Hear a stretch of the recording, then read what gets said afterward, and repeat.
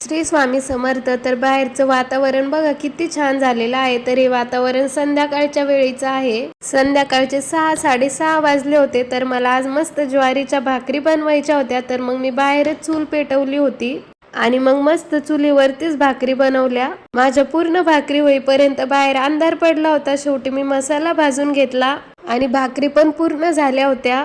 तर आज मला हरभऱ्याच्या डाळीची आमटी बनवायची होती. तर मग मी डाळ घरामध्ये शिजायला टाकली होती कुकरमध्ये. तर डाळ पण एकदम छान शिजली होती. तर मी ही डाळ थोडीशी मिक्सरमध्ये फिरवून घेतली आणि या येळण्यामध्ये मिक्स करून घेतली. त्यानंतर आमटीचा मसाला पण मिक्सरमध्ये बारीक काढून घेतला. गॅसवरती एक पातेलं ठेवलं. त्यात 3 ते 4 पळ्या तेल टाकलं. तेल चांगलं तापलं की त्यामध्ये जिरे, मोहरी, कढीपत्ता आणि लसूण टाकला.